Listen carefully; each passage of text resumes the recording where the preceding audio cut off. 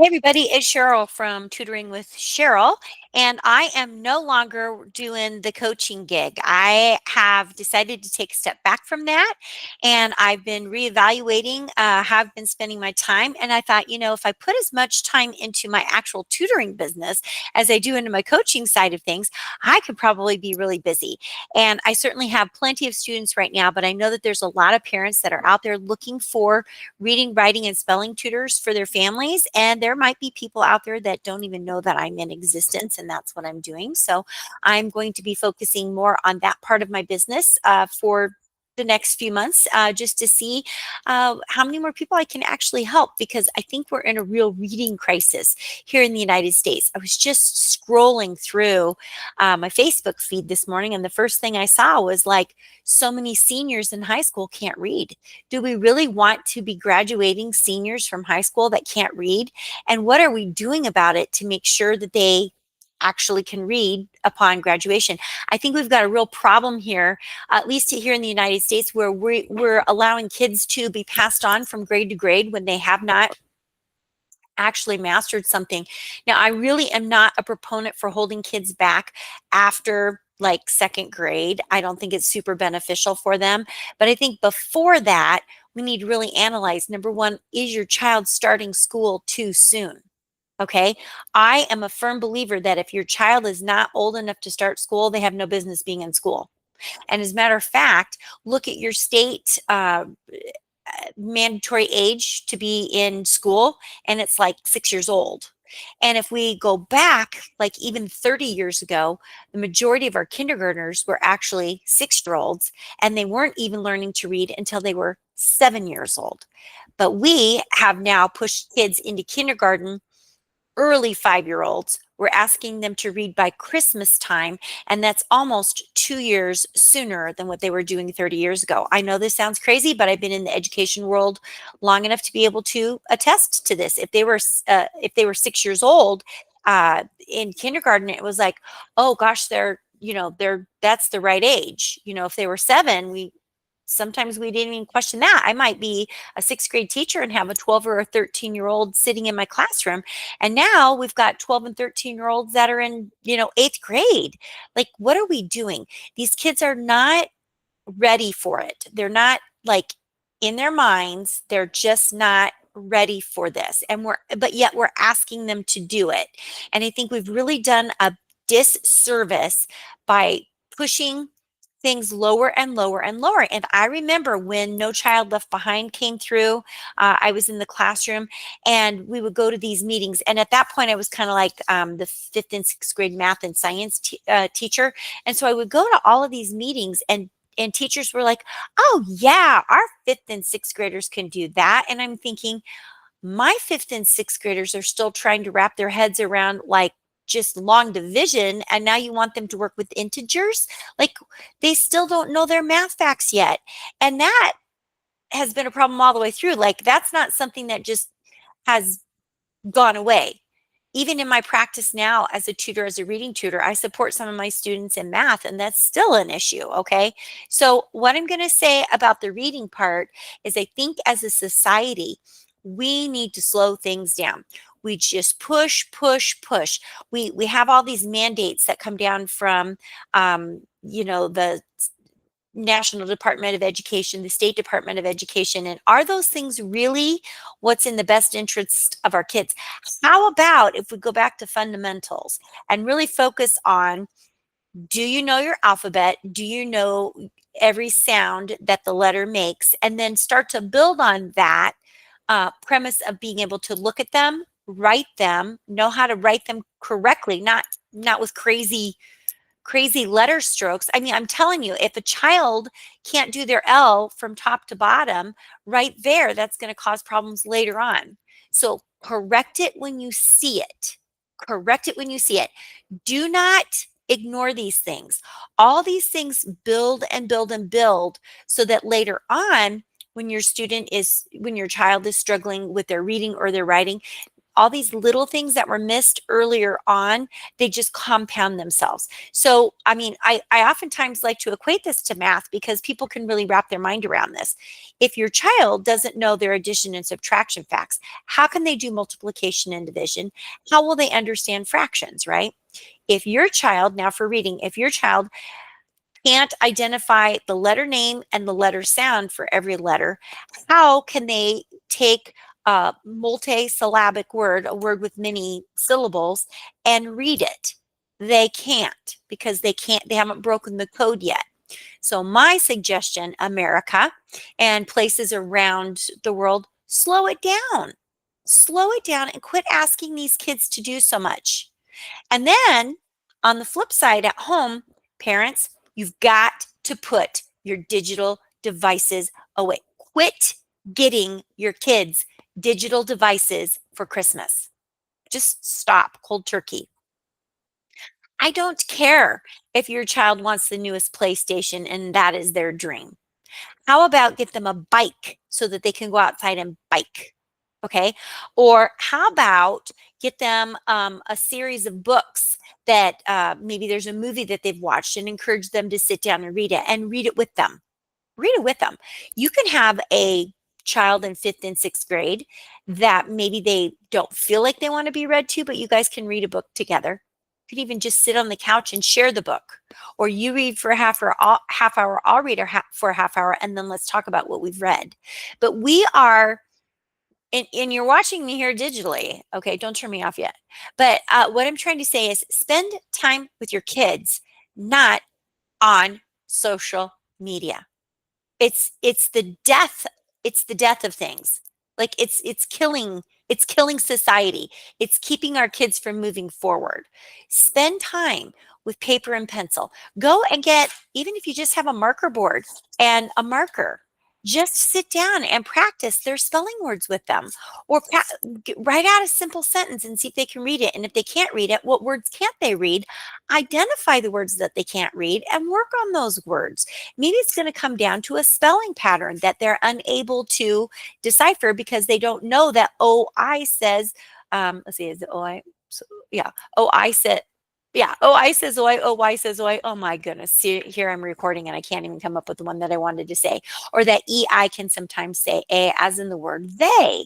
I mean, if they don't know it, they can't solve their problem. But if you ignore the fact that they have a problem, how can they actually fix their problem? And so then you go to the school and you're like, my kid can't read, it's your fault. And the teacher's like, well, your child can't sit still long enough to learn the lesson. And so they're always up and running around the classroom and we have to ask them to sit down 10 times. That's because your child was on their iPad all night last night, didn't get any time to run around and be a kid or ride their bike and get some fresh air. And so now they're trying to be a kid in school when the teacher wants them to sit down and learn. Okay, it's a parenting crisis. I'm sorry, parents. I'm a parent too. It's a parenting crisis. It's a problem. Like, okay, so here I have, this is a perfect example. I will be a parent next week. My grandparent or my grandchildren are coming. They're going to spend the whole week with me. Okay, if all I did was have the TV on and said, just sit there and watch the TV, they're not going to sleep well. They're going to misbehave because they're going to act like all the crazy characters on TV. They're going to be bored.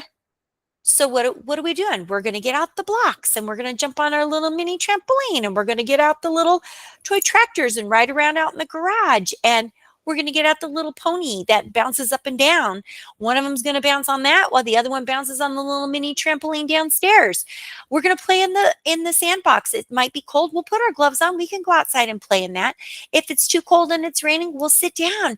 We'll have a little tray of salt and they can scribble in it and make designs. Even my 16-month-old grandson is learning how to color. He can color. I'll be like, Theo, don't put that in your mouth. Get that out of your mouth. Come on, we're going to color. He can learn how to do that. They can play with their little people. They can be bored. Okay? Did you hear me? They can be bored, and it is okay that they are bored. And you do not need to sit there and entertain them the whole time, but you can direct, you can encourage. I mean, I might say, Well, let's pull all the dishes out of this cupboard and you guys can play with them. Nana's going to clean that area out when you're done. We'll wash them up and we'll put them away. You guys can help me with that. It's a project, okay? It's going to teach them all kinds of skills, organizing, spatial awareness. What does a metal pan sound like when it's hit by, a metal spoon or a wooden spoon? Is that different? Like, we're teaching them about their environment. If your child only knows their iPad, parents, please listen to me. I have students that I tutor that spend 90% of their free time on their iPads, on their video games. They cannot talk to me about anything other than their video games. The only thing they know is Roblox. They know Roblox, they know whatever fake environment they're living in, and they cannot self-regulate. They cannot. That is frightening. That is frightening. Put those digital devices away. You are not doing your child a favor at all. One thing that my grandchildren love, and it is an electronic device. They have to listen to it. It's their Tony. They love it, and I just picked up one for each one of them for Christmas.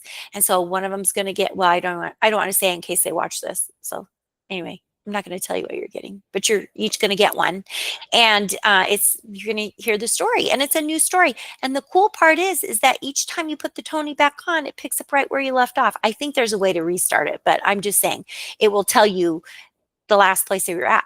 How many of us listen to audiobooks? I listen to audiobooks. I listen to podcasts all the time. I re-listen to podcasts. Okay. And the nice part about Tony's is you could take your own book, you could read it into the Tony, and it will play it back. And so your children can hear your voice, your grandchildren, your nieces, your nephews. It's a really cool thing. I think I'm going to do that, not for Christmas, but for a different gift this year, just to share it in a different way, or have them read it. We can tell a story and we can record together. What a really cool gift that is. And it's using a different sense other than our sight all the time. We really rely heavily on our sight, but we have to work on our auditory hearing. And I find that with the students that I'm working with, they can't hear the sounds because nobody's reading to them. Nobody is reading to them. Nobody's sitting down with a book. They're not hearing any of the stories. They're not hearing. I mean, I was in the classroom 3 years ago, and three years ago, we were talking about fairy tales. And when I asked the kids to tell me about fairy tales, most of them could not tell me a fairy tale. Hansel and Gretel, Jack and the Beanstalk, they didn't know. And those are stories that have been told for generations over and over and over. And we're losing them to social media. So what I'm going to just really encourage you is, if you're a parent, a grandparent, an aunt, an uncle, a parent maybe to be at some point, I really want you to self-reflect. How much time are you spending on your digital device per day? Do you need to take a break from that? Do you need to find a different hobby? What is it that you need to do to make a change? And I even just did a total self-reflection in the last week, and I've given up a role that I was really enjoying, but then was finding it was kind of like almost stressing me out. And so I took part of my own job away from myself to free myself up from just constantly trying something new on like a new way to market something, and trying something else out to share with other tutors, like, oh, you should try this, oh, you should try this. And I'm like, I just can't keep doing that. Like, I've got to like go for a walk every day, go downstairs and rebound on my rebounder, read a book, instead of constantly working on something for somebody else. And so I just pretty much said, I'm not going to do it anymore. And so let's think about, as a parent, a grandparent, aunt, uncle, a caregiver, whatever role whatever role you are in, excuse me, what can you do to take the social media away, take the screen time away, and help our kids become functional again? Build a fort, play outside, let them get dirty. I mean, let them go out, let them come in, and it's okay if they're muddy. It's okay. It will not be the end of the world. Now, don't put them in their fine pants and their fine shoes, realizing that you're going to have to clean up. It's okay to get dirty. And as a matter of fact, it's actually very good for kids to get dirty. and to explore and to pick things up and to make collages out of junk that they find outside, leaves and sticks and pebbles. Make artwork out of it. They've got to learn about the world around them, because if they do not know about the world around them, then when they go to read something, they can't talk about it because they don't have any kind of an experience to draw upon. And that is another thing that I find. Many of the kids that I'm asking comprehension questions about a text, they don't have the background knowledge to actually answer the question. They don't ever take a trip anywhere. They don't ever get to play outside. They don't ever get to go any place other than Walmart or Target. Like we're doing a disservice if we think we're protecting our children. We're not protecting them. We're making life a lot harder for them. Put them in the car, let them look out the window, and they can be bored and they can make imaginary stories in their mind, and they'll be like every other kid used to be, and they will be okay. We've got to really work on this. We're losing a whole generation of kids to digital devices. They are growing up to be adults that only can stay on their digital devices. And I literally am finding myself in the evenings sitting in front of the TV and on my phone at the same time. What is going on here? So the phone's going to be in a different room. I'm not even going to, it can ring. I'll come and answer it. It's not going to be there. It's got to stop. It's got to stop now. I know that if it's a problem for me, it's a problem for you. And it's a problem for other people. And so, I don't have a house full of kids, to chase around and go to their sporting events and whatever. And so what have I filled the time with? Nonsense. So really reflecting on, as parents, what kind of a signal are we sending our kids? Are we giving them the time and the energy that they need and deserve? You had them. You love them. Let's show them that we love them. Let's provide better guidance. Let's parent them so that our teachers aren't flocking from the classrooms because of poor behaviors, because we were ignoring our children. We need to nurture them. We need to put them into activities that are going to help them emotionally and help them physically, and allow them to have a few bumps in the road, allow for failure. Failure is a very, very, very good thing, because what does failure teach us? It teaches us what not to do, right? We don't want our kids' first failures to be when they leave the house at 18. So if you're constantly going to school and yelling at the teacher because your child can't sit still, I want you to reflect on what are you doing at home so that your child can sit still in the classroom. So go back and rewind this because I already gave you some clues there. All right, so I'm going to end my recording with that. I think we're at a turning point here. We all need to do something. Teachers are leaving the classroom because of poor behaviors, because of poor parenting, because of social media, because of games, because of electronic devices. Put an end to it now. Increase your child's ability to understand the world around them. Allow them some failures so they can fail forward, learning from their mistakes, and then, get them the help that they need. If they're struggling in some sort of an area, find somebody who can help them. If it can't be you, find somebody else. All right. That was some food for thought. Have a great day. It's got to be better now, right? See ya.